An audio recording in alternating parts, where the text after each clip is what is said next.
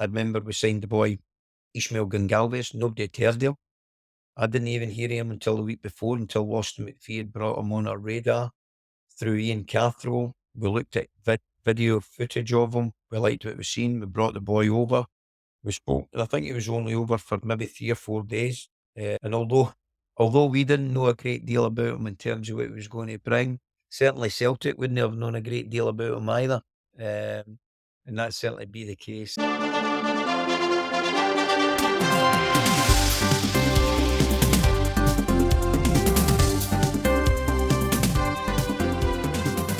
Hello and welcome to another episode of the CSI Football Podcast, where we embark on a forensic delve into a particular season of football, usually for Tartan Tint. I'm your host Ian Stephen, and for today's episode, we meet a man who's the catalyst for one of the most famous photos in Scottish football, from promotions as a player to advancement as an administrator, with League Cup success thrown into the mix. It's former St Mirren and Clyde gaffer Danny Lennon. Danny, how are you, sir? I'm very well, Ian. Thank you very much. Looking forward to chatting with you. Now, let's start at the very beginning, Danny. Where were you born and brought up? Where are you from? Your roots? I was brought up in West Lothian, a wee town, mining village, Whitburn, and had a great childhood there. Playing lots of football in the playground when you were allowed to do so. Yeah, I wouldn't change that. I wouldn't change it at all. I had a great upbringing.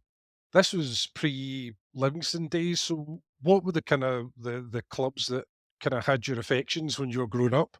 When I was younger, you obviously started off at the younger age groups, and there was, the Cubs, etc. Playing in the school football team, St Joseph's Primary, which was always a good challenge. So it was always producing good players. Brian Rice come from there, and a lot of good players that had fantastic potential, but probably just didn't have the mentality to go with it, Ian, which is very, very important. Went through the primary school at the age of around about 10, 11. There was trials for a Whitburn Centre team starting out, and had four great years there. So we did under two fantastic coaches that, were always there for you, helped you fall in love with the game. Bill McCabe and Johnny Fordyce, I'll never ever forget, the time and the effort they put into a great group of young players, and we had good success there. But 4 years is a long time, probably looking back in hindsight now, and, their wives, complaining about how much time they're giving to the football, and they didn't go up to under 16s, neither they did. But Whitburn Centre at that time, we were in Scottish Cup finals, etc. They were a real good team out in the West Lothian area, and the teams from Edinburgh came when they knew that we weren't going up a few leagues, and, headhunted a few of us. So a few of us all went to Hutchie Vale. I got offered to go to Tynecastle, which I originally agreed.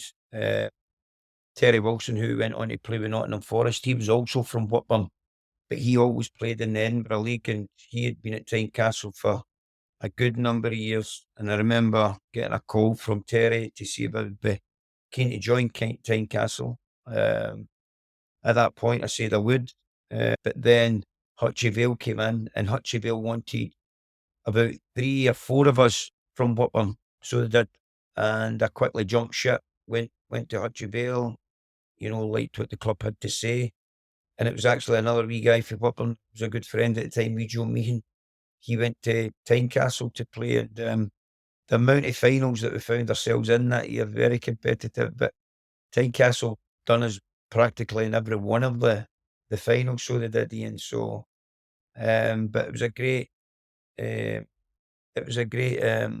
way to start that interaction. You go into professional football clubs. Hibs came on the scene. I was down at Arsenal, Dundee, and doing a few rounds at that particular time. But the connection with Hibernian Football Club and Hutchie Vale at that particular time, they were always at me. I went in and trained with them a couple of times a week. They were constantly at me to sign S forms. I wasn't keen because I was enjoying the experience the other other clubs, keep my options open. At that time, S-Form Stage away, and I thoroughly enjoyed Hibs. So I did. My dad was a Hibs supporter as a young boy growing up.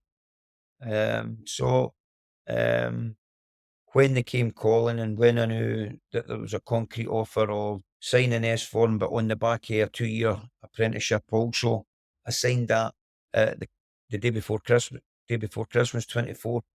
So we did, and my dad and I went through, met with John Blackley, Gordon Neely, Tommy Craig, the full shebang, and Christmas certainly came early for us. And that summer, I joined the ground staff along with some good players, and they were great times. They're some of my best times in football. Some of those ones, those early days, getting up to mischief and the kind of things that you do as young kids. I remember some of your chores at that particular time, Ian, were you had to make sure that the ground was clean. They were the days where you were allowed to go and do stuff, and you learned what it was all about in the real world. You were cleaning boots, you were cleaning dressing rooms, you were cleaning stands, etc. And I remember one time the 70s were all out cleaning the terracings on a Monday morning. And we didn't like that because you're missing time in the training ground. We trained in the afternoon then. And I remember one day that one of us found a packet of Hamlet, the 5 Hamlet cigars in a box. So we did, and sure enough, after training that afternoon, 5 years hot behind the old shed at Easter Road at that time, and 7 years we're all passing these 5 cigars all around. Honestly, the things that you do and experience, but always had great memories of my time at Easter Road in the younger days. Well, Alex Miller was the kind of incumbent manager for quite a long spell at the time you were there. He was very, say, Presbyterian in his approach, a very kind of, he came across as a quiet figure, maybe not so much behind the scenes, but Mhm. did Alec influence you quite a lot in your career? There's no doubt about that. First, I went in with John Blackley for I think it was 6 months, etc. And then, as you say, Alec came on board after very good success at St Mirren Football Club, and he came through to the east. And what he certainly had, great professionalism. I thought he was tactically a way beyond his years and anything that we'd experienced. He was way ahead in terms of the sports science that was now coming into Scotland at that particular time, and the way that players looked after themselves. We had a connection with the college, Murray House College it's called now. It was called Dunfermline College at that particular time. Brian Ewan he brought in as a sports science, very close to him, and a good backroom staff with Peter Cormack at that time, Martin Ferguson, wee Jimmy McLaughlin, Stuart Colley, wee Andy Stevens, good physical, physiotherapy, medical department, etc. And he really had a good team behind the team. He had good players at Easter Road at that particular time, young players. So he did. But Alec was a big influence in my career. I'll never forget you giving me my debut against Morton. Derek McInnes and I actually made our debuts again in the same day, the same game. So we did. And we beat Morton 3-1 at Easter Road that day. And Andy Gorham actually scored from a goal kick. I So remember that. I remember that. yeah, remember that. Well, that was mine and Derek's debut. Um, and while Alec, loved working in that atmosphere, he was demanding, in football through and through, lived, breathed it, and good success in his own right in terms of winning the League Cup, etc., getting the club into Europe. So he did. Um, but tactically aware of how to game plan, and what I would call more now was proper tactical coaching at that particular time. Alec was big in that and team shape, etc. And he had very, very good success. I was there for I think it was 7 years, and still under contract. And would get frustrated, because you wanted regular game time, and there would be times that I would be in, times that I'd be out. And I think the best running games that I had round about that time, Ian, was maybe 8 games in the trot that I started.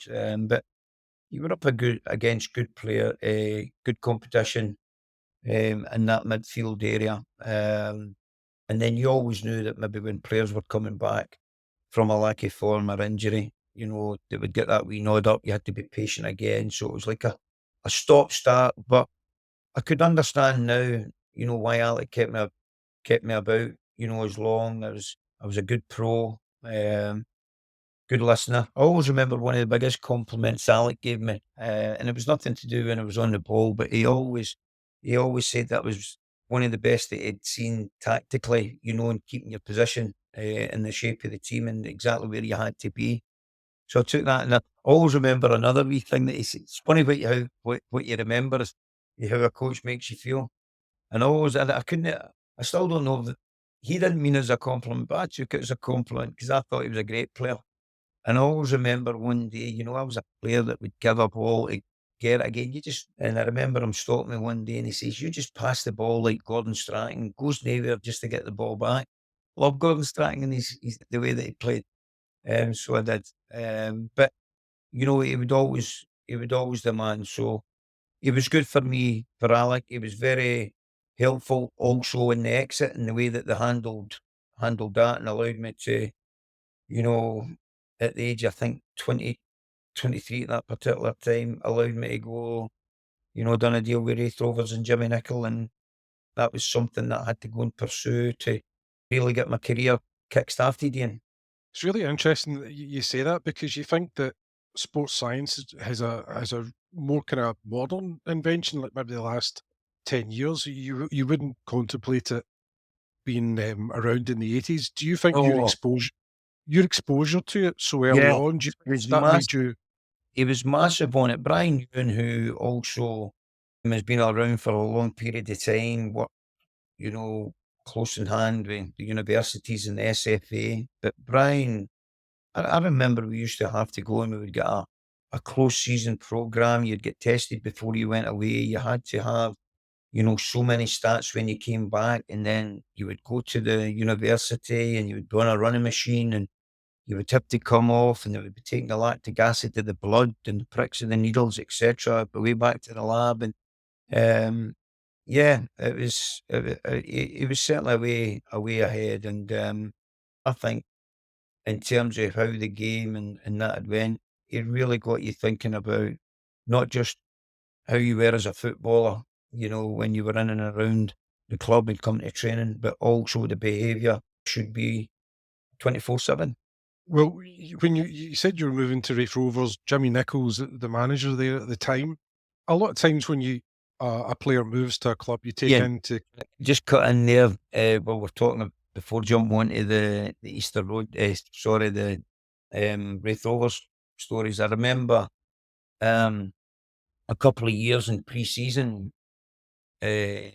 tours that Alec took us away to a German training camp for 2 years running in Germany, in Verl, and it was run with the Royal Scots Army. So it was. And the first year went great, so it was, and you're up and down these hills, you were away, we were sleeping in the army barracks, etc. In the sergeant's mess, well looked after, but it was real hard, and that was one thing that you could never ever say. We were a very, very fit organisation under Alec. So I remember the second year coming and we went back to Viral and we knew exactly what was happening. There was a big hill and it was nicknamed mm, Adjective Hill. Everybody hated that.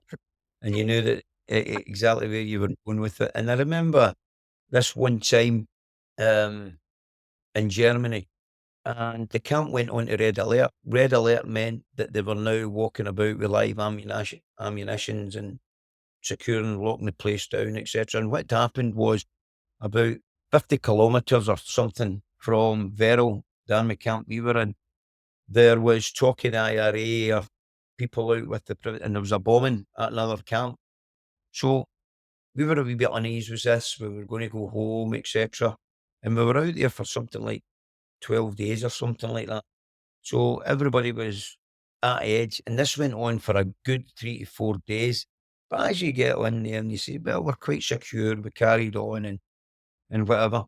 But I had I had a cousin that was actually in the Royal Scots at the time, Pat McCare. He's up in Inverness now and out the army, and medically retired. Served his country absolutely fantastically well.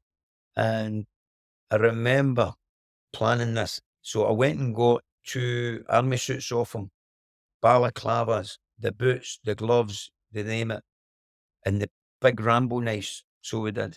And we brought them back into our room.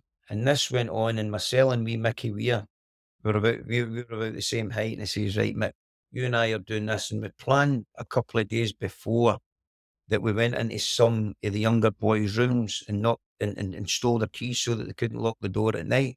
We're making noise. Did you hear that last night? And building the story up. Yeah, we heard this, and making sure that the young boys were in earshot of us. So we'd planned this, and Mick and I put all this gear on, put the balaclavas on, and honestly, looking in the mirror, it was for real. Even the boys, Billy Finlay, Wally Miller, Chris Reid, boys that were in our room, you know, you could see the fear. So Mick and I, we've went over and we've rattled the young boy's door, knowing that it wasn't locked, and the lights off. But as you went in, we quickly flickered the light on and off so that they could just get a glimpse of us in this balaclavas, big Rambo knife, and army gear. And we says, right, this is the IRA. Well, you want to have heard this. So we've got Andy Donald, who was one of the young kids who was on the closest bed. So he's pretending that he's sleeping. We get to hear this at the end. So he's seen us flick with the light, and he's just closed his eyes and kidded on, he's sleeping all the way through. We've then got Stevie Rains, wee Lee Bailey in the next again bed. Big Ian Seagull, he slept all the way through it, and we've got wee Stevie Rains on the far away bed. So we go over, and Mickey and I are pulling wee Stevie Rains out the bed. So we're saying, you're coming with us. No, please. And the tears and the floods and everything starts to come. So it is. Wee Lee Baileys are crying, no, I've got a family and all that. Well, all of a sudden, Mickey had to take his mask off because they were going into hysterics. And I'm sure that they 3 boys are still getting counselling to this day. So they are. So we come out of that room in the commotions. We actually done Big Stephen Tweed, who was in his own room as well. And the commotion going down. But all the staff at that time were away over in the sergeant's mess playing snooker and having a few beverages. And we were away down this big long corridor, and you could hear the door. We seen the doors open up at the far end. And I says, Mick, that's the gaffer and that coming in. So I says, I'm going for it. So I've still got the Rambo knife, I've got the gear, and it's one of the ones that every time you walk 5 or 10 yards, one light comes on. So I'm getting closer and closer to them, Ian, and you can see the staff starting to venture and hide in between wee door openings. You've got Peter Cormack going in, you've got Martin Ferguson, you've got wee Andy Stevenson. So you have. So I'm going for Alec right away, and I'm there, and I've got this knife out, and I just grab him by the collar like that. And I just couldn't hold my laugh in any longer, Ian. And I burst out laughing, taking the mask off. And he says, you lucky wee bastard. He says, I was just about to buck and banjo you there. Well, it was absolutely incredible, and it's one of the best ones that ever went down. So it was, maybe that's why I didn't get so many games. Just remind us what country you represented at under 21 level. Exactly. There you go. There you go. There you go. Maybe that's how. Yeah, maybe that's how I get caps in. Well, I mean, from representing Northern Ireland to being under one of their greatest players as manager with Jimmy Nicholl, sometimes when you have somebody that's high profile, because Jimmy played that 82 World Cup team that was brilliant. He played for Man United. Sometimes players kind of get a bit bedazzled by the manager, and sometimes the managers. I think that I've always done, Ian, any manager that I've had the pleasure of playing under, I've always tried to take something good for what I've liked, in their style. Some things that I wouldn't do that. Some things I wouldn't touch. And I've always done that. As I said there, Alec was so meticulous in every area, technically, tactically, and, physically, even mental aspects of the game.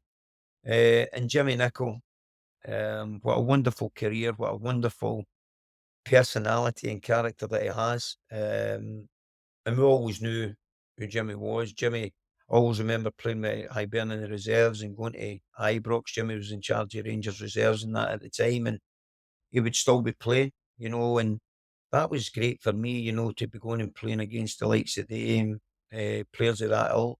I always remember John McMaster going down to Morton and play. This one always sticks in my head as a younger player going down, and John was a player assistant player coach or something at Morton at the time, as his career was coming to an end. I remember playing a reserve game there, and oh, what a football lesson this man gave! But you learnt so much. So he did, and Jimmy was a bit like that. Jimmy was a bit like that, but you've obviously left an impression anytime that you played against that quality. And he tells me when I was in working with him, he tried to get me a couple of times. As I said there, Alec, Alec, you know, didn't bring the deal to my attention, which they were entitled to do in those days. I was making no noise that I wanted to be elsewhere, and maybe showed a bit of frustration in the lack of game time, etc. But when that opportunity presented itself, it was right for all parties, and particularly for me at the end of the day. And I had a great time under Jimmy Nicholl and Martin Harvey. Again, great team, backroom team staff. Jerry Docherty, who even as a manager, when I went to St Mirren, took him with me, became very good friends. John Valenti. It was just a great, even the chairman, Alex Penman, Willie Gray. It was just a club that was enjoying a great journey at that particular time. And so it was, punching well above its weight, going in there and coming into a first team dressing and with character. These were proper characters. So they were Ronnie Coyle, Gordon Dalziel, Big Ali Graham.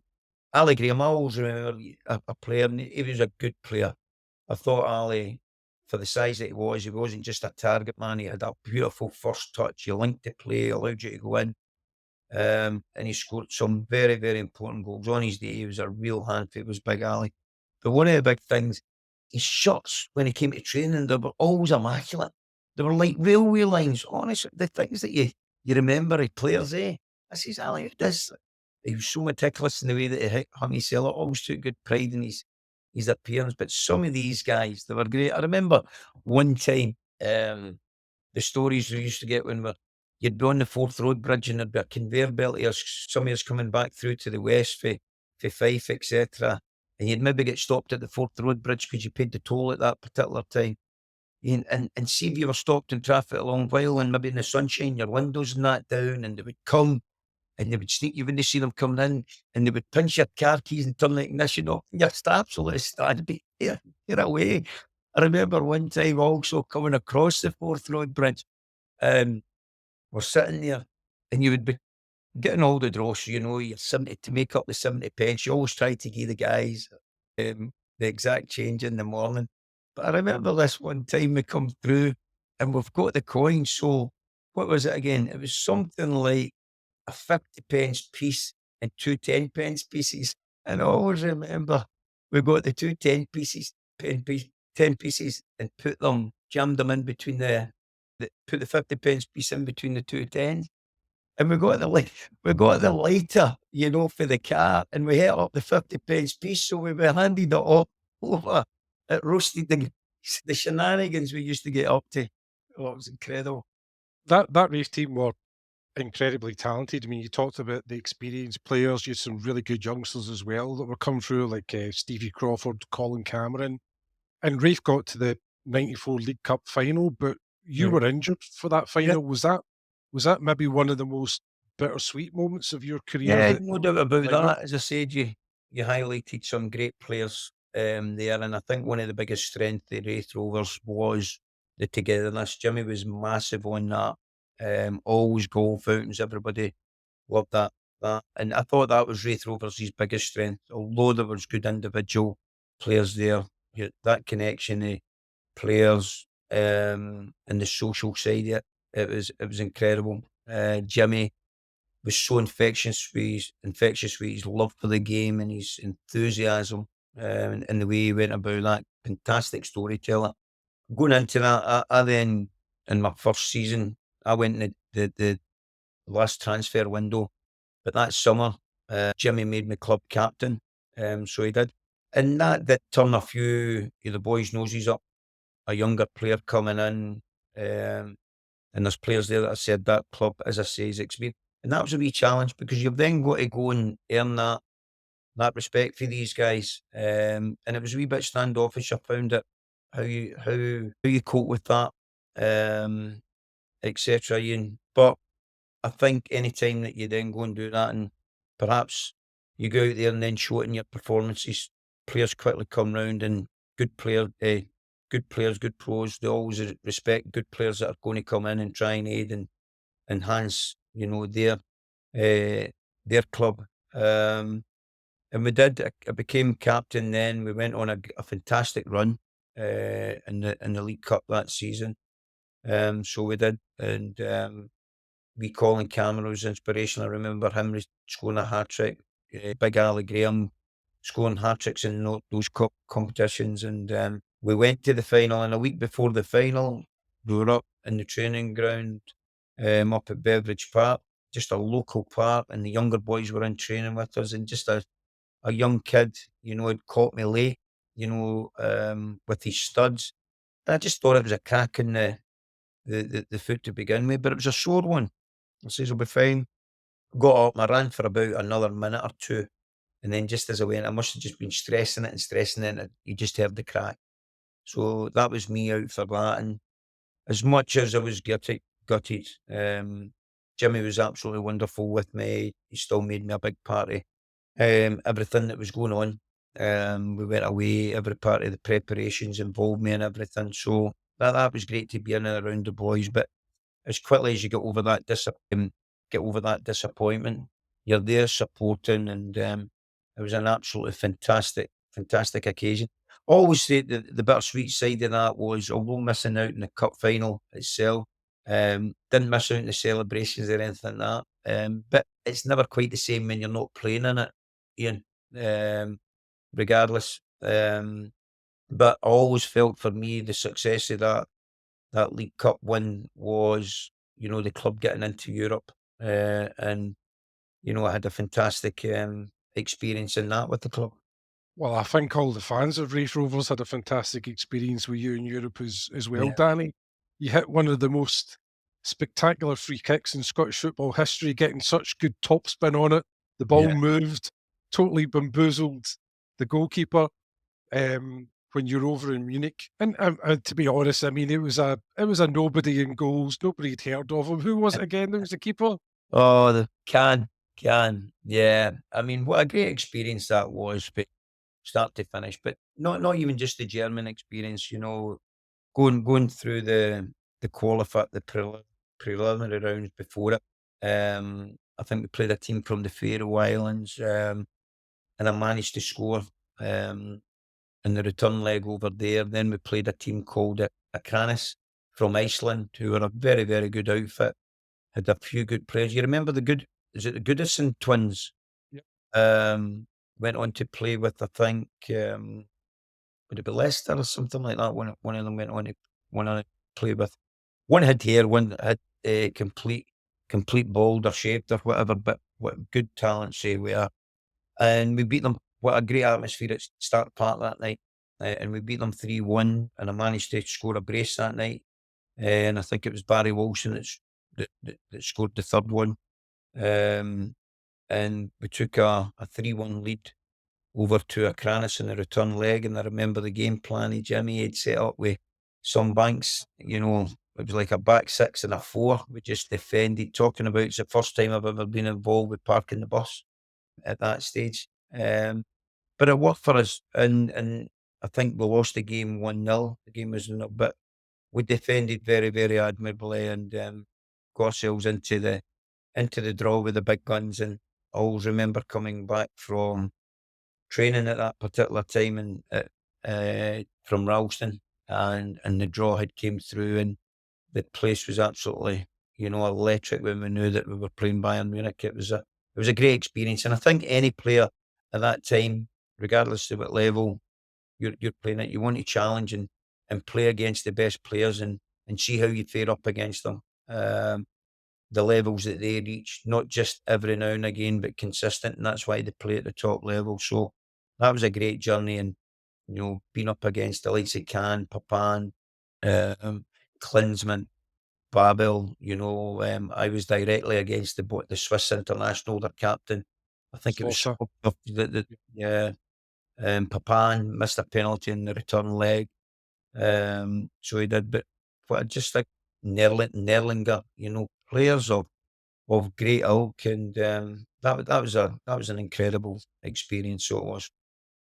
What was it that sparked your move away from Raith Rovers? Because you were there until '99, and then you joined Thistle. What Was was the kind of I was once again, Ian, after good success, and again going to Raith Rovers. They were only a game or two away from going back into the first division from the Premier at that time. But I knew that was probably going to be the outcome when I went there. But it was first team football that I wanted to get closer to regular. And then in that following season, we get the League Cup run. We win the league. We come back up. So we had very good success. And then, as you would imagine, with the success that the club had and what Jimmy had, clubs came calling for him. He went to Millwall, which was a big disappointment because I loved playing for Jimmy. He was infectious, as I said.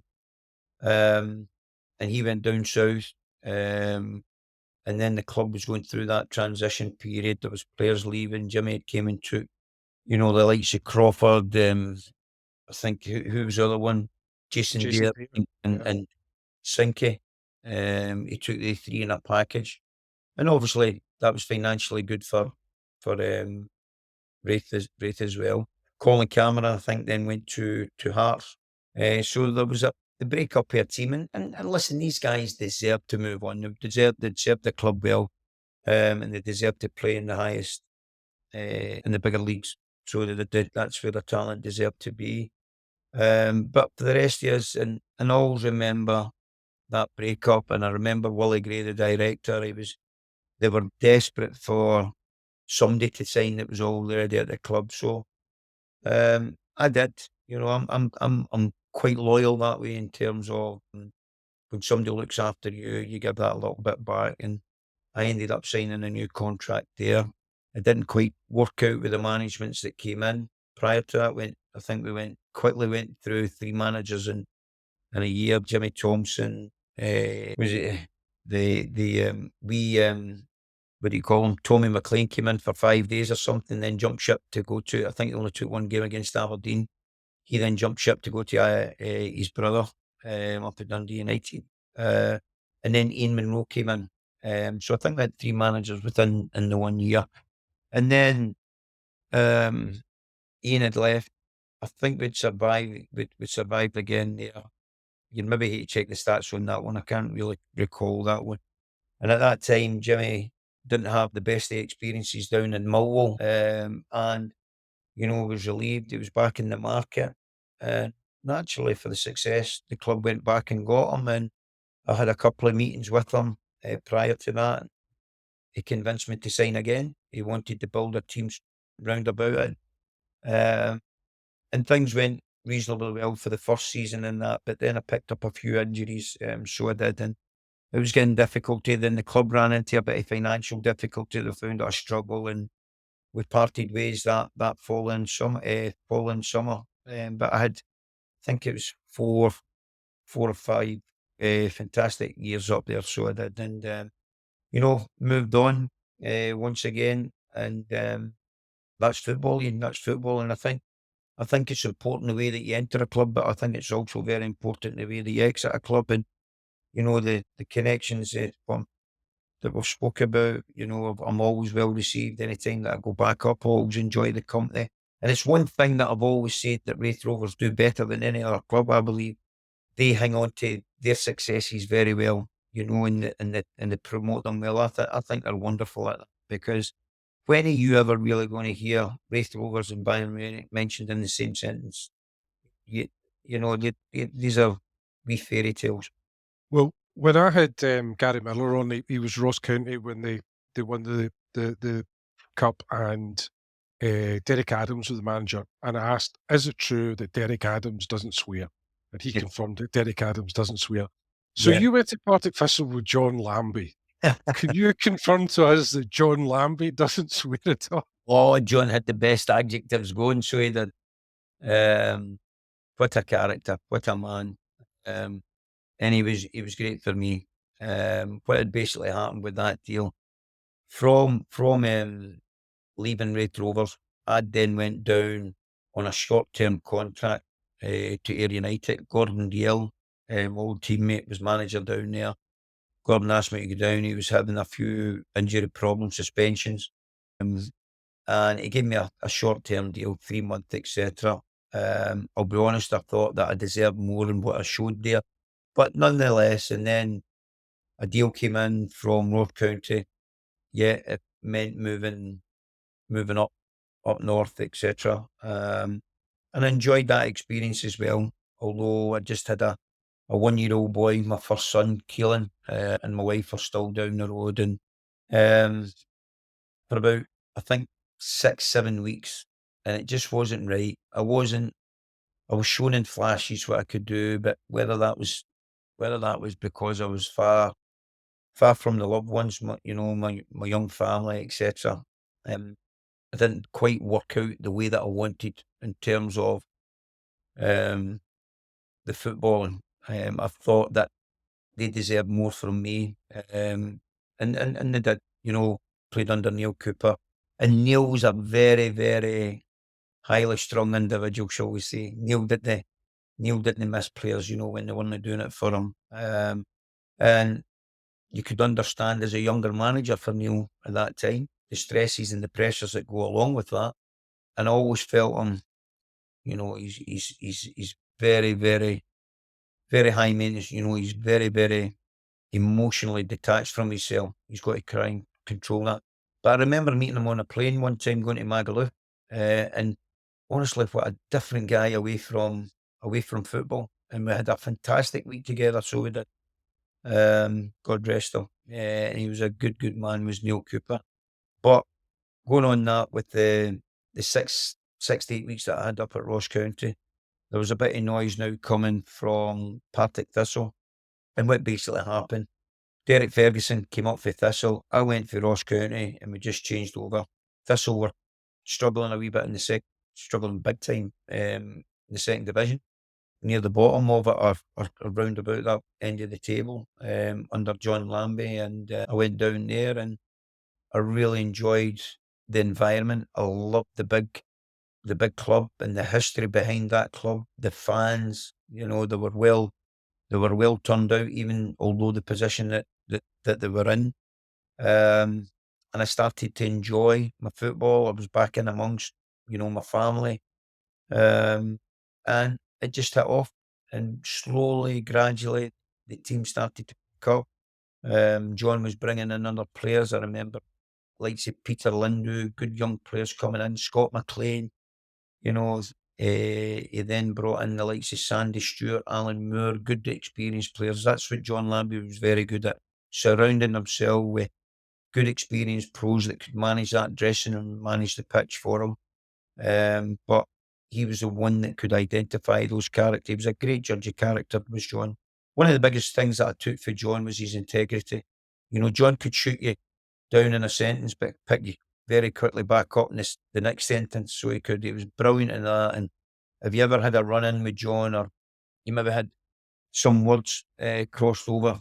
Whenever you met John again out with that conversation, it was as if it never happened. It was incredible, I thought. And he'd been round the block. But as I said, there, good success there. He started to build a team. And I think we actually went into the quarterfinals of the Scottish Cup that year. We narrowly get put out with United down there. John was a character. He used to come out with some antidote, so he did, and he would always make us laugh. You'd hear him on the radio. So he would come out with things, and how you say, "Oh, shot ourselves in the foot there." He would come out and say, "Shot ourselves in the arms," but he was brilliant. He was oblivious to that, and he had great success going into our following season. We got a promotion. They were great times. So they were absolutely wonderful. And he deserved that. And it wasn't the first time he was a magician. I don't know. You'd have to check in. I don't know if he holds the most stats for promotions. Teams coming up. He'll be very, very close to it. So he will. Once again, getting back to back two promotions, two titles in a row. Won the second division, won the first division. Then that was back up into the Premiership. But going away back when he brought Sandy Stewart and Mark McNally, wee Alan Moore, it was great because Alan and Sandy I felt that they still had a lot to offer, particularly in the second division at that time with their experience, but they were great for the dressing room. They were great for the younger lads. But what they were fantastic pros.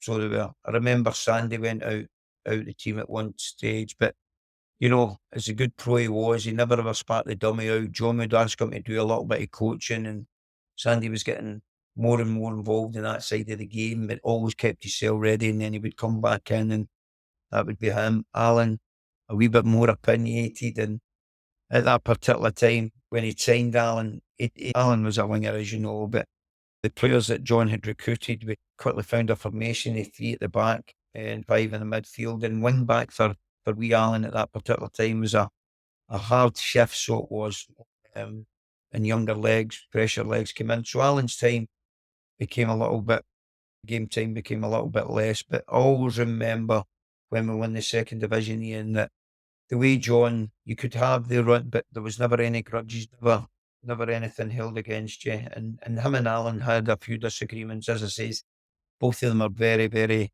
opinionated guys, and none of the two of them would back down. But there was always a mutual respect there. But I remember presentation day, the last game of the season, and all the families and that are there. And, as great managers do, John puts Murray in the starting 11, knowing that it's going to be his last game, etc. His family out in the stand. So the way that he managed and how he made people feel, and I always remember, regardless of whatever happened with Alan and John behind that, with a lack of game time, etc. All I hear Alan talking about is how John made him feel, in that day in front of his family. I'll never forget that. But going back into stories with John, I always remember, there was one time again, Sandy and Alan, and we went to Blackpool as you do with John, at the beginning of January, for the big the Blackpool convention, where he would meet all these pigeon cronies, etc. And it was a great wee break. As I says, this were absolutely wonderful. Best club I've been at in terms of Wraith Rovers was a great social, and team spirit with the players, but Partick Thistle took it to another level because they brought the families and that and involved. Everybody was a part of it here. So we would go away and we had this connection, team bonding. Mark McNally, Big Scott McLean, we Geordie Shaw, great cadres. Young players coming through, Stephen Docherty, Alan Archibald, we Derek Lyle, we Dunsey, guys like that, Kenny Arthur, goalkeeper. But we'd go to Blackpool, and John would always let you go out and have a few beers, and whatever. So there'd be the Friday. And then I remember this, we're down for maybe 3 days or something. And then the Saturday we were allowed, we trained, etc. And then we were allowed to go out. It might have actually been the Sunday coming back in the Monday. But we were allowed for a few beers. And I can definitely say there was no curfew given here. Neither was. But we went away to this pub, Yates's, etc. There's 7 of us out there. So there is, and the cracks flowing. You can imagine we're playing cheeky. This wee trialist guy was out there. So I can't quite mind his name, but it's the best game of cheeky. For the suit of the exhaust, and you're just to touch somebody's face, but he's actually getting the black marks. And honestly, it was like Al Johnson at the end of it, but everybody's coming. And I always remember in the 80s there was a few transvestites in that night. So there was. So these transvestites are coming over, and we're all having a great time. We eventually get back to the hotel, and as we are, you're greedy, and we're trying to get served behind the bar. And the wee porter guy there is serving us. Obviously, we're not the quietest, and there's a bit of commotion, etc. And who comes down the stairs but John? So we've obviously disturbed him. He's got the wee porter by the throat. What did I tell you about serving these guys? What did I tell you? And what time used to be? There was no curfew, Gaffer, but quickly we all go to bed. So we're all sentenced to bed, and the next again morning we all come down. And at that time there was two kit men, God rest the two of them, Chico and Ricky. They were absolutely fantastic. They ran the club, so they did. They were great with the young players. Never ever let players feel sorry for themselves. They were always on the red. They were just great crack. But what quickly happened there? So John, and sometimes I even think now, did he premeditate that? To get the outcome of what he'd done. So the next again day, he gets wee Davy and he gets wee Ricky and wee Chico, and he gets these guys to go into rooms, and they're going in and out of rooms, and we think they're going and picking up the kit, etc. But what they're doing, they're planting evidence, right? So they're like a wee matchbox full of sugar and that, and they're planting evidence and some of your etc. So we come down for lunch, and after lunch, we trained. Then after lunch, he says, "Right, I want everybody back down here after dinner. We've got a kangaroo court for the 7 that were out last night." So we're like that. So we're just getting about, and then this, that, we know what's coming. So they set this up, and in the hotel that we were in, it couldn't have worked any better. They had a set of cast iron gates that you could see through that separated it. So it was like a jail. So that was the jail. So what we done, the 7 of us, we had these training t-shirts, and they were just white plain t-shirts, out of the blue. And what we'd started to do, we wrote the magnificent, Free the Blackpool 7. That's what we put on them. So as we were coming in, Free the Blackpool 7 at the front, and then as you come in, it says, "It wasn't me," and then the next one would say, "Aye, it was," and the next one would say, "No, it wasn't," and the next one would say, "Aye, I saw you." So it went on like that. So we're coming in there, and we come into the court, and John's sitting there as judge, Jerry with the evidence, and he's got the court marshals, Ricky and Chico, and wee Davy as the bailiff bringing us all in. So John's got his mic there, which he used to analyse his pigeon droppings. So he did. So they're then reading out the charges to us in this kangaroo court. So they are. And they're bringing this evidence. And as I said, there was a wee white box there in the way that says, "Have you ever seen this substance before?" It was sugar. Yeah, and whoever was getting sentenced, I think it was maybe wee Geordie, he says, "Yes, I have." And he says, "Have you ever tasted that substance before?" He says, "Well, I'm not quite sure what it is." He says, "Well, dip your finger in." He says, "Have you tasted that substance before?" He says, "I have." He says, "Right, that's enough." So they planted the drugs on him. So they did. So he was getting done for that, and they're bringing that to the court. So then the court, John's got us in this jail, and we Paul McGrillen, God rest him, they're all giving evidence against the Blackpool 7. There was a curfew, etc. They're putting the knife right into us, really, really doing us in big time. So we're in there, and then you get to the crux of the sentencing. So he's now passing out the sentences, which are now going into £100 fine in that. So we're asking, what is the £100 for? There was no curfew. Yeah, we'll get evidence there was. You were late, disrupting the whole hotel, etc. Plus definition of, ruining club attire with the t-shirts with the writing on them. We're saying, "Gaffer, come on, they're only £2 a t-shirt if you're lucky," etc. So he's now passing out a sentence, and he's passing the sentence out for £50 a t-shirt. So he is. He's then giving us tight. So as I said, Alan's no the quietest of guys. So Alan's no having it. He said, "I'm accepting you're fine," and it's getting a wee bit. No, I'm not accepting it. I'm pulling him, and I'm saying, "No, just let it slip, you man. Just let him have his time. We don't have to win everyone. Just make sure that you're fine." "No, I'm not putting up with that. No, he can't just take money out of his office for the sake of that." And unknown to round about the Christmas period, John used to have us all in on a Sunday. So he did. And Jerry Collins, God rest him, just passed away last week there. Great character and a great footballing man.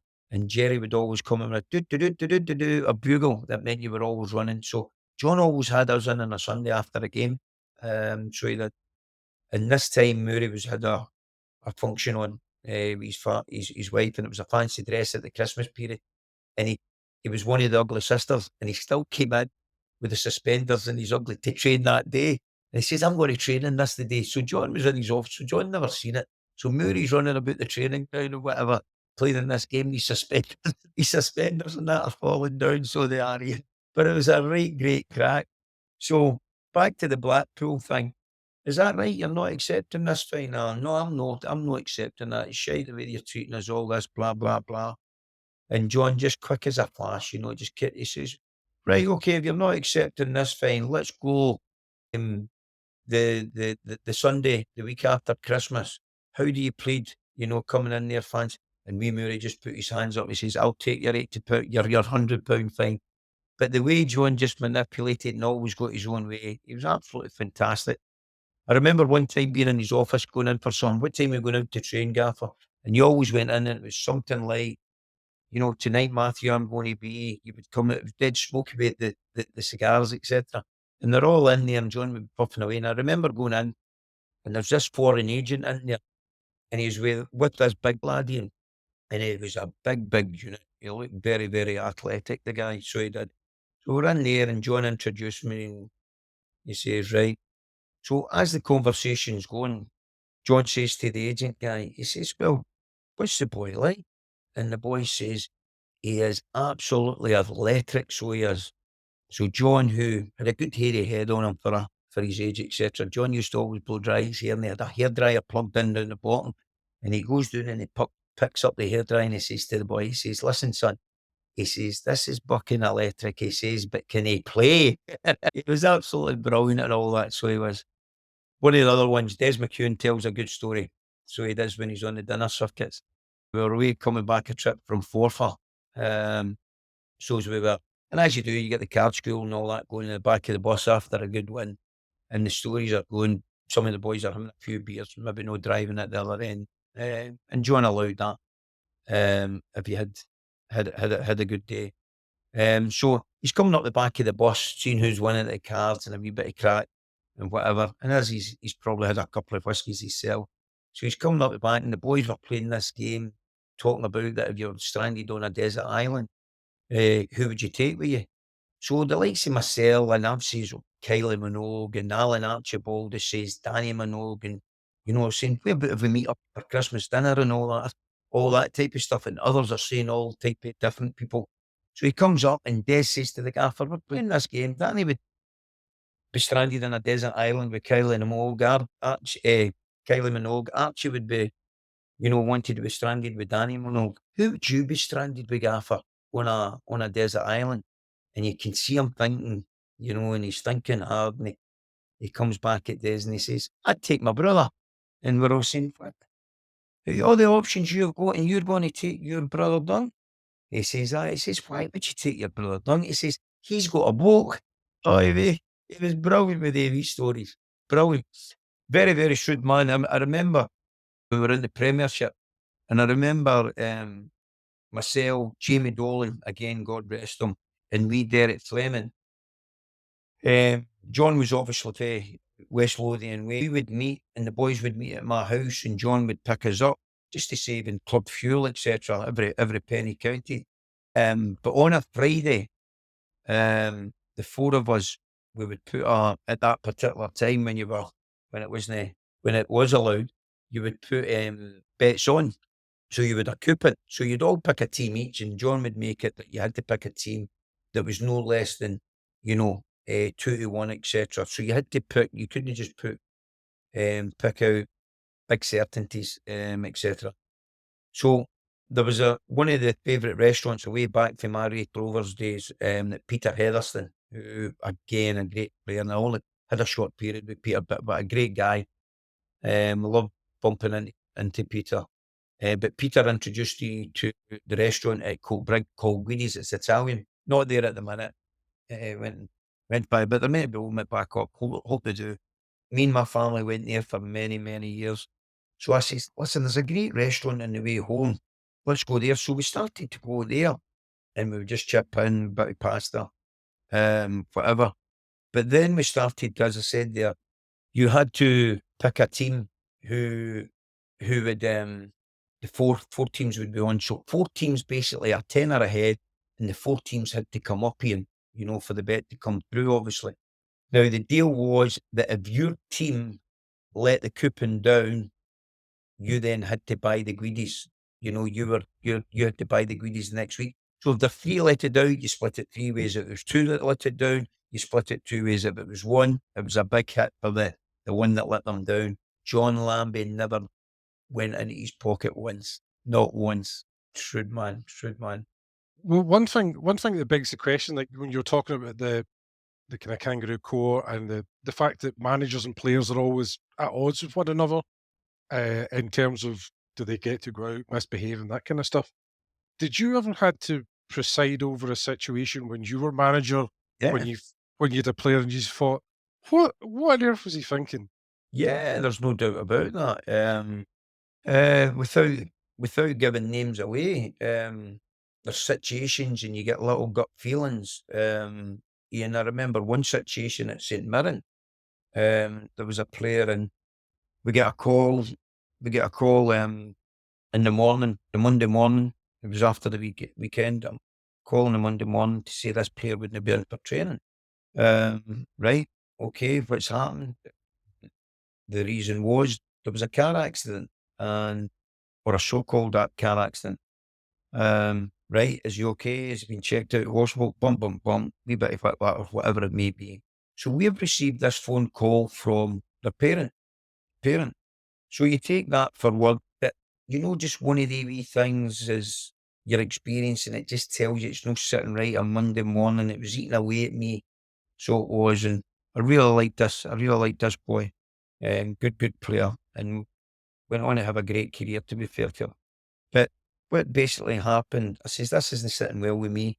And I had a good friend of mine who was in the police. So I phoned him up after training. I says, do me a wee favour and let me know if there was a car accident at such and such a place today.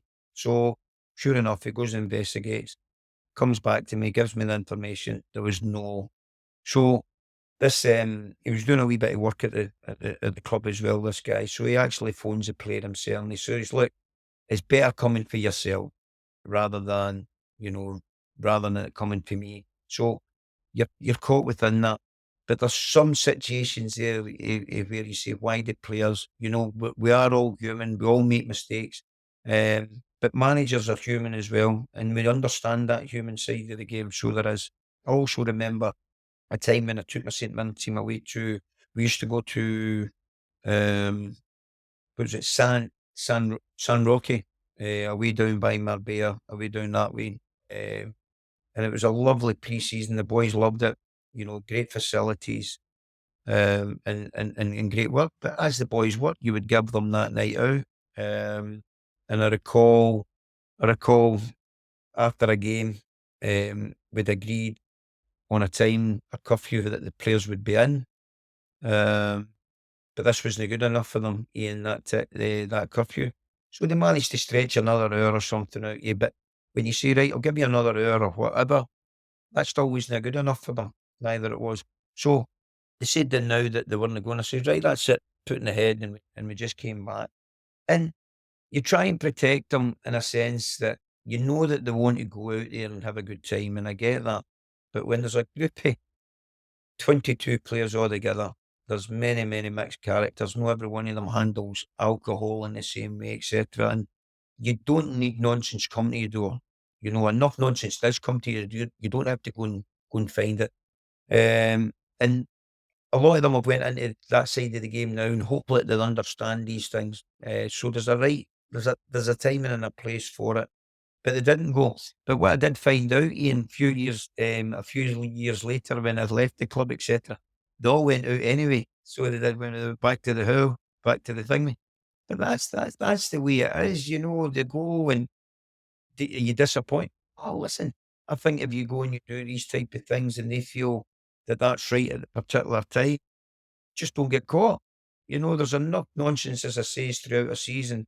We'll find a manager's door without having to go and look for everything. I used to always say that to the staff. And I always had good members of staff that had that good connection with the players that need to know everything, but I need to know the important things that are going to have the reflection on the team. So always working within that. But players are always looking for that little bit of edge, that little bit, more than what you give. They're human beings at the end of the day. If you want any kind of comfort, Danny, that St Mirren's got precedent, but this is within the journalistic fraternity because the football reporter for the Paisley Daily Express once decided after a few beers to phone in and say, I can't make it in, my train's had an accident. So the first thing they did was, there's been a train crash, that's a news story. And Yeah, he was definitely, in, so definitely. So, if you're going to give out an excuse like that, and there's wee things like that, in terms of where you're going. I understand families want to protect their kids, etc. But I think in terms to getting the process, managers, coaches, chairman, we're all human beings, and there is a human side to us. We're all young ourselves, and ambitious, and we don't understand that these kind of situations happen. But it's like you try and be a father figure to these kids at the same time. You're not the father, but when they're in this environment, you've got so much, not so much control over them, but so much time and your influence on them. You want them to do the same sort of things that you would maybe bring your own kids up to. And I think that's the key thing, that when you're working with good football players, you also want to be working with good human beings, and that mutual respect and that trust. I think that's a good point. And certainly when you were at St Mirren, one of the best kind of characters that you had and he's still involved in the game, somebody you would have trusted in the training ground, certainly not to pick up a corner flag and throw it at Scotland's best player for the last 30 years. Were you actually in charge when Stephen Thompson? No, I just Oh, left at that particular time. Great to see Stevie. He was always cut out for media work. Big handsome chap, well groomed all the time, and everybody when we'd signed Stevie thought that he was just coming back to fizzle his career out at his boyhood heroes, and that was that. But once again, we managed to build a squad up of good players coming in at that particular time. Jim Goodwin, Gary Teal, good pros, people that had been there, done it. Managed to secure wee Paul McGowan on a permanent deal, tying up deals with Alan Pardew at Newcastle for Dummett and Paul Dummett and Connor Newton, these type of players. Boys that had served the club very well, Lee Mayer, Van Zanten, couple of Dutch players came in, Yuri Tesla, Tavener, all these guys throughout. But at that particular time when Stevie came in, he was absolutely fantastic in terms of what he gave the football club. I always give him the biggest compliment. He's the best striker that I've worked with personally, in terms of balls coming into wide areas and just drifting away from defenders and then getting across them right at the last minute as they're looking at the ball where they don't see it. His timing to get to the front post at the exact same time as what the ball was arriving at the front post was impeccable. The amount of goals that he had is there. Stevie could be a wee bit of a challenge. Himself, on a daily basis. He would blurt out and he would say, "What are we doing this for?" and bump, bump, bump. I always had an arrangement with Stevie. Anytime we were in one meetings when I signed, which is, look, if it's too much for you or anything that we're doing, you've got you manage your own body, etc. You go and do and what you need right for you to make sure that you're. And he would come out with things during training. You'd maybe do a bit of shaping, and he maybe not be involved, and you're maybe asking him to fill here or do whatever. And I get that, and he'd say, and he'd just blurt out, "What are we doing this shite for?" All that type of nonsense. Yeah. Now it's all very well. I'm thinking, and I used to just answer. I says, "Look, Steve, I've had this with you before. You're not getting nothing out of it. Just you go away in." Now you would never go away in because you've now pulled him in front of the whole squad there. And after training, and he would never cause you any problem. He would just get on with it and whatever. But then you would have a wee word with him in the office or something after training. I say, "Look, Stevie, I totally get it. You're not getting it, and I totally understand that everything's not going to be in the way that you like it, etc. But don't blurt out silly comments like that in front of the younger kids. Teach them how good pros should behave, etc. And he would just come round and says, I know, he says, I think I get a wee bit of Tourette's at times, he doesn't think before he sees, but he was absolutely a great character, a great image for the club, always well spoken, so he was, and a great influence in these players, for the likes of John McGinn, these younger players coming through, Armoy, wee Paul McGinn, he was a great boy, but, that was a bizarre situation, and one that I'm sure that, would be one of his biggest regrets, but, have you ever been hit with the force of John McGinn's arse, and you'll know that it can be pretty sore. Yeah. There's no response to that. One of the things that's really interesting though, Danny, is because, like, obviously people associate you with the time with St Mirren and winning the League Cup, but you had success when you went to Cowdenbeath. They were a club that had kind of fallen in the doldrums a little bit, and you were able to take them into back-to-back promotions. Did some of the things that you learned from your time there, were you able to translate it over? Was it a good Yeah. learning ground for you? It was an absolutely wonderful learning cup for me. At that particular time when I got the opportunity to manage Cowdenbeath, I'd already had a short period, or a season as assistant manager, player manager, under Brian Welsh, etc. The club had then got relegated that season, and they parted with Brian and offered me the job, and I took it. Now, at that particular time, I then brought Brian Hamilton in with me, and we recruited well, brought good players in. Dan McGregor bought him £1,500 from Trainees Juniors, I think it was, at that particular time, working with some good players, a good couple of loan deals for Hearts. Big John Armstrong was good for us, big lad, big centre back, Joe Mabu. Good experienced players. We Mark Baxter, club captain.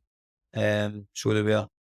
And yeah, we managed to go out there and get a promotion, or back-to-back promotions, and that was absolutely fantastic. At that particular time, it was good for me. My good friend, Robert Patterson, who I had down at Gretna with me when I was heading the academy down there, he came and helped, as we had a group of kids at Cowdenbeath at that particular time that were full-time, so be it, Ian. So we were working with these kids on a daily basis, and so many of these kids were starting to make that breakthrough, particularly in their second year. And I think out of all those kids that we had, out of 12 kids, I think about 9 of them are still playing today. So they were great, in terms every one of them broke into Cowdenbeath's first team. But going into that 2 years of the back-to-back promotions, Ian, building the squad and getting to learn what management was all about, and not just management, I was actually on my pro license at that particular time.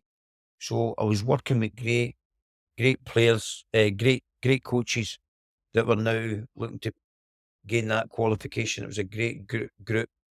So it was, and anytime that you would go for a gathering, you would come back refreshed with different ideas. Brian Hamilton used to always say to me, because it was a 2-year process, your pro license, and Brian used to say, "You've been away this weekend, haven't you? You've been away a few days this week on that pro license." I say, "Hi, how do you?" He says, "You always come back with more energy and different ideas." Within that 2 years, I wasn't just a manager at Cowdenbeath. I was more like a general manager day to day. I was doing absolutely everything. I was groundsman. I was doing the catering, you name it, the coaching of the young players, the maintenance work at the ground, etc. Always trying to, and it takes a battering, this Cowdenbeath, about the state of the place. The nickname at the San Siro and all this type of stuff.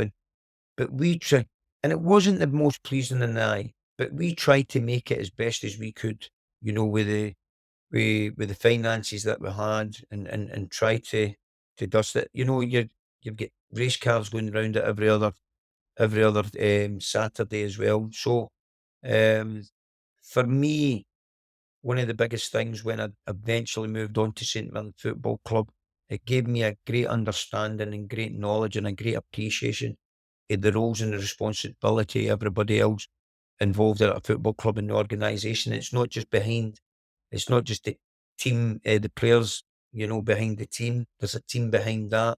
And I think at a lot of clubs, these people that do some fantastic jobs go unrecognised, so it's very, very much a joint effort. And I think when you look at that now and you see the top clubs and the size of organisation, the size of coaching staff that they have, but not even just in the coaching staff, they bring their admin, they bring the full team behind the team out. And I think that is key when you start getting when you start getting the structure right, for the top, then it filters right through to the field. This is probably usually a question you'd only ask your wife, Danny, but with Cowdenbeath doing so well, were you sexy at that point? Were teams courting you? Did you Yeah, feel yeah, at that that? time I went away my family holiday, and I was looking actually forward. I was looking forward to managing in the championship now. So I was and starting to build, starting to recruit, and as you do at that particular time, there's a few players that were holding off. Cowdenbeath at that particular time was owned by the two Brewster brothers, who put a lot of wealth into that. And they were characters, they were rugby men, they weren't really football men, and they ran it, as a business, I think mainly for the stock cars, to be perfectly honest, Ian. But when you do get a wee bit of success like that, particularly in back-to-back promotions, and particularly maybe then going to the championship and the prospect of bigger gates, bigger clubs coming in, so more financial gain for them. But what they didn't do very well was the side of things that they didn't tie their players up quickly enough throughout that summer. And I know a lot of part-time players wait, and try and keep their options open and look for the best deal possible. But, we had good players there. But when I then went to Turkey, there was a bit of noise, there was a bit of contact made. They would have been interested in speaking with St Mirren. I mentioned that I was on holiday, but I'd be very keen to speak to them next day. Permission was given for, on my return, which was 3 or 4 days later. So it allowed me to do a good bit of homework on the club itself. And then permission was granted from Cowdenbeath for me to go and speak to them because I was still, I think, 6-month contract. My contract ended up silly when I'd signed it. Ended up halfway through a season. How that worked out, I don't know. Um, so I still had a 4 or 5 month on that contract. Um, and then I came. Compensation, both ways was dealt with. I thought Cowdenbeath, they got what they wanted, etc., and it allowed me that opportunity to then go and manage in the big league. I ended a wee bit. I always says it's proper the way that you enter a football club, and I think it's also proper the way that you exit a football club. Now, remember the success, and not just down to me, the backroom staff, the supporters, the players in particular, the success that they gave that club. But you've got to create great conditions for that. And I was a wee bit disappointed because at that particular time, as I said, that Cowdenbeath hadn't picked, signed a few players. When I went to St Mirren, it was on the back of that a lot of the players were still under contract. You remember the Santanta money, Ian, and then that went up. So there was still the nucleus of the St Mirren squad on very, very good money. So they were no, you couldn't move anybody on, etc. They weren't going to get the same deals elsewhere if anybody did want them. So there was very, very little money in the budget to bring players in. So quickly, players that did well for me, particularly, and I know they'd done it in a couple of divisions lower, but I took Gareth, Gareth Wardlaw, I took Paul McQuaid, I took Darren McGregor. Um, uh, was there another one? John Robertson. I think I took John Robertson. There was 4 players that I took, which my budget at that particular time, it couldn't be, sorry, St Mirren allowed me to do so. And these players were now jumping at an opportunity, for full-time football and going better themselves. And Cowdenbeath, weren't too happy in the way that these players that then came to. But, it's like dog eat dog out there, get your business done. They should have then been looking at, the situation of in the week to 10 days to finalise my deal, at St Mirren Football Club. Somebody at that football club, the hierarchy, should have been speaking to these players to try and get them over the line. Because I certainly knew if I was still the manager at Cowdenbeath Football Club, I would have had them over the line.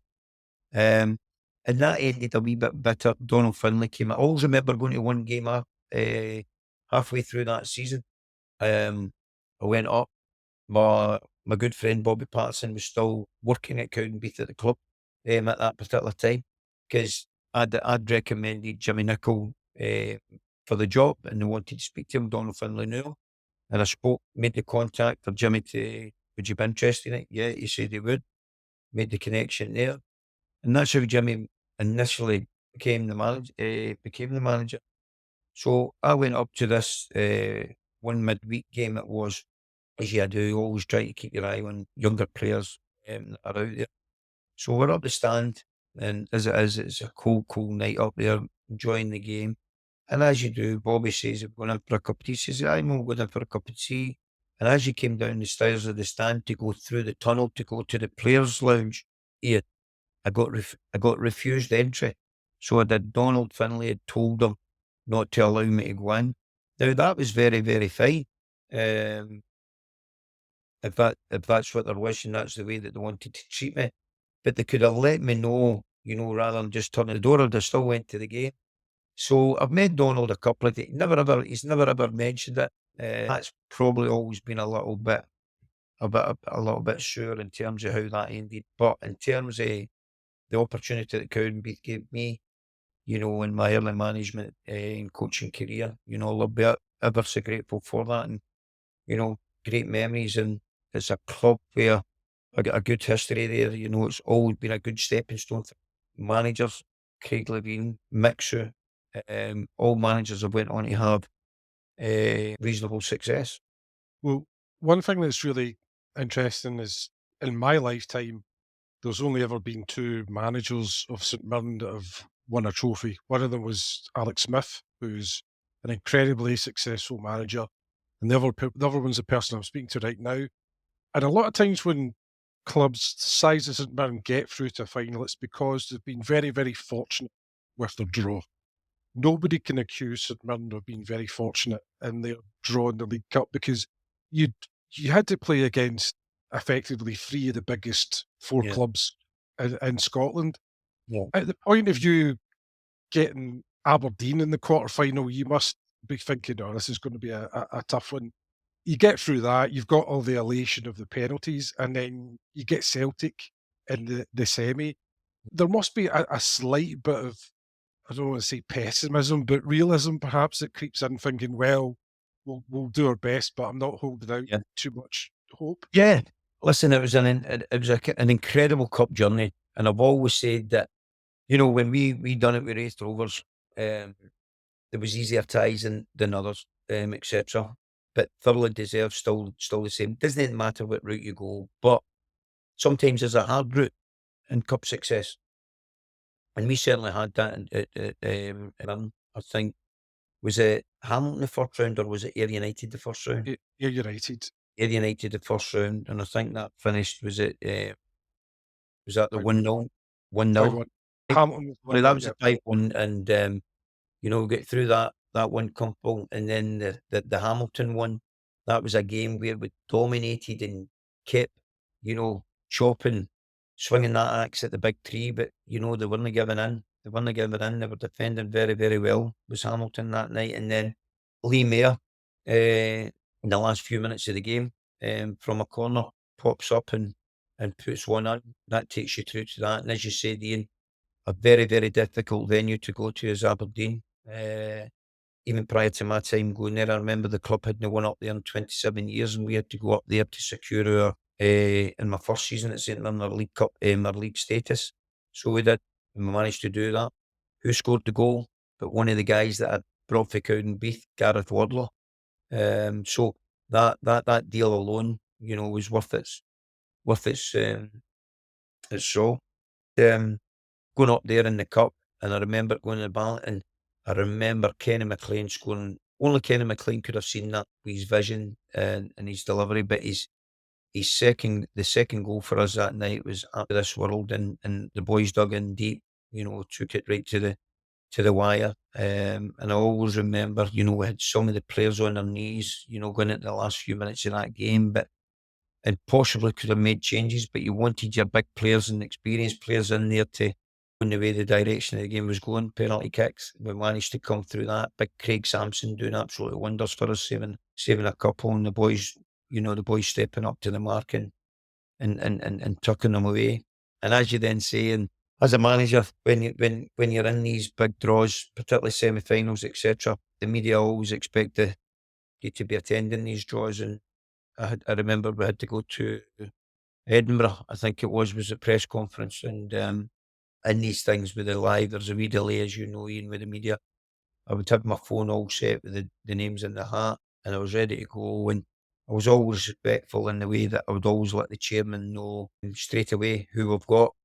So I remember it coming through, and it comes out Celtic, and then it comes out St Mirren. So I've texted Celtic right away to the chairman. 10 seconds later, oh shit.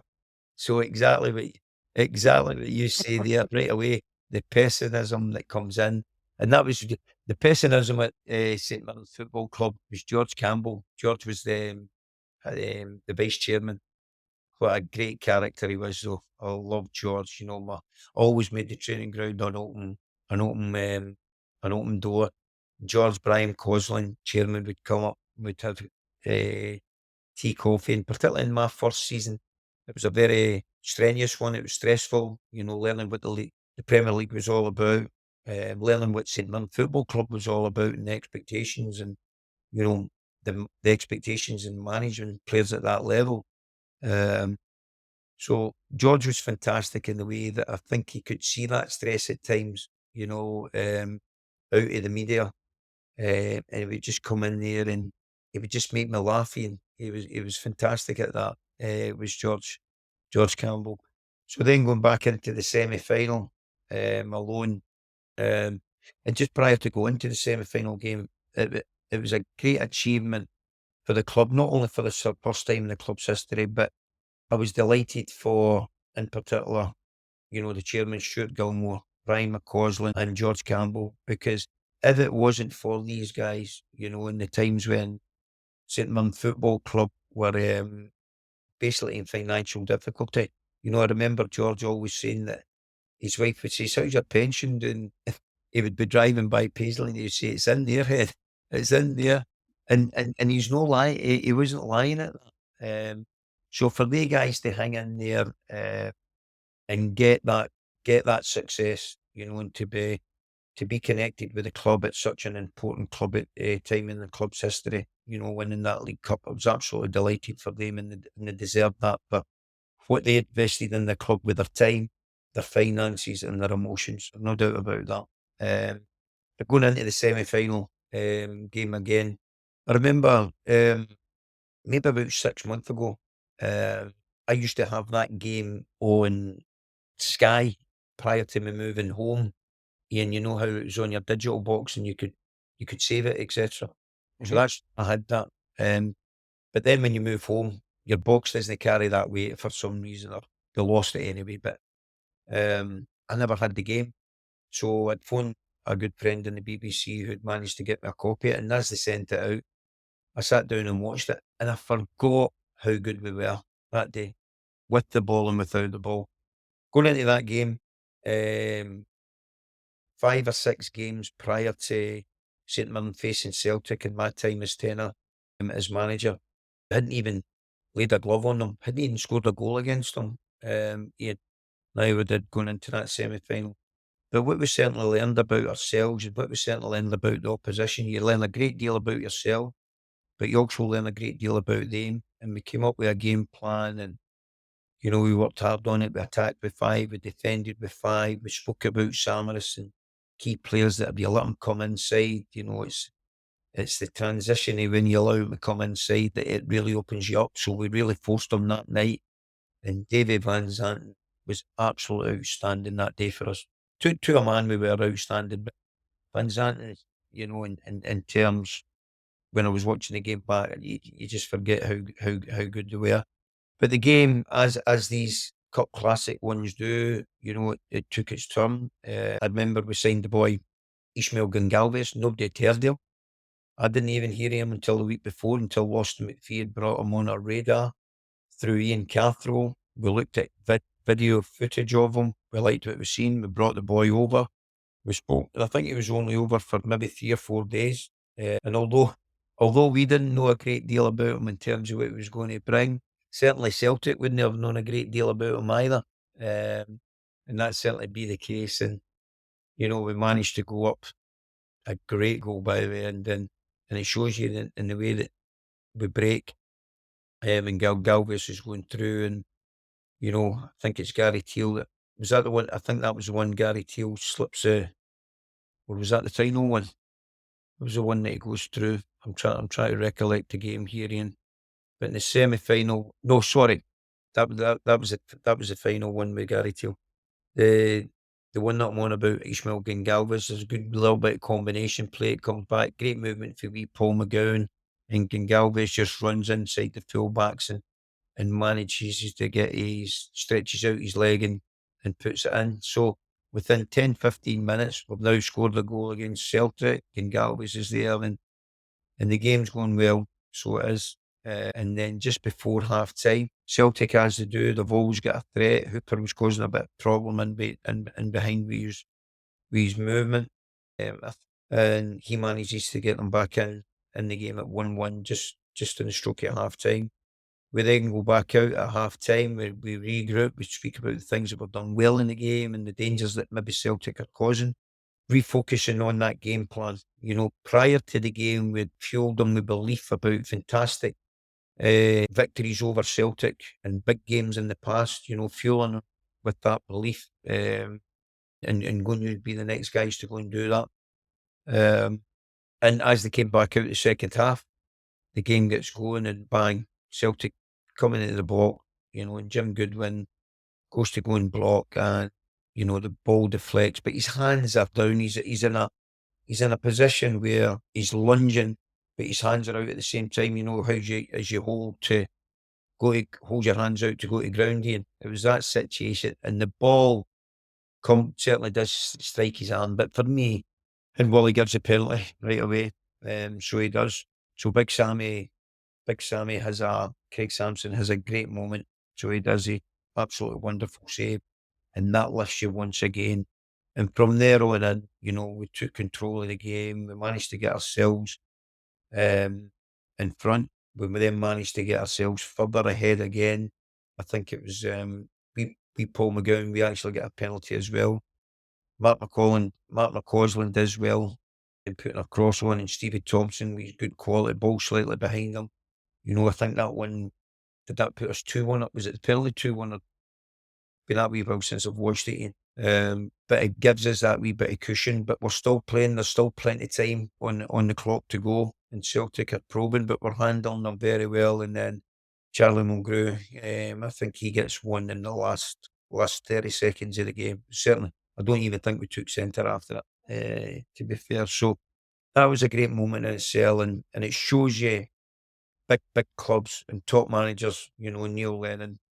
And I knew Neil from our Northern Ireland days together. So I did, been on a couple of holidays in the same venues as families, etc. So I know Neil well. And he just says, and he'd be disappointed, but he just says, now that you've beaten the best, you've got to go and win it. And he was right. And then we go into the final itself, and after, it was just a great occasion from start to finish. And when I say start to finish, not the day itself, but the build up to it. It was certainly built up as the people's final, and a guy a great deal of credit I've not mentioned, and he was a great general manager for me at the time, was Brian Caldwell at St Mirren Football Club. He was a guy that did, a hell of a lot behind the scenes, and on that build up to the cup final, etc. He certainly was a big part and influence the community behind us and the schools that we went to, and making sure that everybody felt connected in all the local surrounding areas, not just in Paisley, Selly, and that was great. That was great. Do you think because your history with clubs that were always punching upwards, so Raith Rovers defied the odds, Partick Thistle always one of the smaller clubs in Glasgow, does that help you a bit then as St Mirren manager because you know a little bit about what all these fans have been going through? You Mhm. know how much a victory means. Celtic and Rangers win a trophy every year. It's water Yeah. off a back to them. But did that instill a kind of sense of determination in yourself and the squad that this is our time, we're going to do it? Yeah, I think when you do look in terms of the way that the cup was, the cup run was going, particularly from maybe the Hamilton game, the 1-0, although we thoroughly deserved that 1-0, going into the Aberdeen game, going to penalties, the way that that panned out, very difficult venue for St Mirren over those years going past. And then you go to the semi-final, who you're playing the best team in the country at that particular time, Ian. And then to go to the final and play, you know, Hearts alone, who on paper are stronger, the budgets that we're competing against. And once again, once you come that far, it wasn't a sake of, getting the players and that motivated. Everybody now know how far we'd come. Um, what was at stake and what bit of history this club, what these sets of players could make for themselves and more importantly, the football club. And that's one thing, regardless of anything, that they can maybe always chairman, directors, managers will maybe take players' jobs away from them or so, etc. And chairman will take managers' jobs away from them. But nobody will ever take away, the first manager, first set of group of players to win the League Cup for St Mirren Football Club. Nobody will ever take that away from them. And you know, there's something that nobody will ever take away, Danny, is the fact that maybe the greatest manager of all time, Sir Alex Ferguson, he was manager of St Mirren and he couldn't win a trophy when he was at that club, but you could. Something that you'll always be able to hold over him. Well, listen, he's done pretty well, in terms of, the unbelievable career. And I think that just shows not just the greatness of the man and the football that Man United played at that particular time and the great career that he had, how well he had St Mirren punching, getting recognised by Aberdeen, and the great success that he's had that he went on to have at Aberdeen, winning European Cups, challenging the old firm, probably, you know, matching the old firm at that time. His mind games, and how he gets the media to them and us. He then goes to Man United and slowly but gradually turns the club into the way that a big club should be run. And I think the key thing for me is that he gets the infrastructure. He got the infrastructure of each club run properly for the top, to the ground. And once he has that running, to be there in Man United for all those years and to go through 3 or 4 rebuilding squads, that is absolutely incredible. But that is just somebody that is in another level. He was ahead of his time. And he was certainly, that's what we would call it now, he was the Guardiola of his generation. There's no doubt about that. Well, Danny, I have to thank you for being so candid and refreshingly honest, speaking to us in the episode today. I'm slightly worried though because I'm going to Germany for the Euros, and by associating myself with you, I might get implicated in a terrorist crime from the 1980s. How can you enjoy that balaclava? So, That brings us to the end of another episode of the CSI Football Podcast.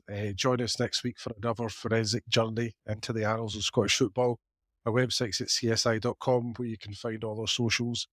Until next week, thank you very much, and thank you very much, Danny. thank you very much, Ian. It's been an absolute pleasure. Really enjoyed the show. Keep up the good work.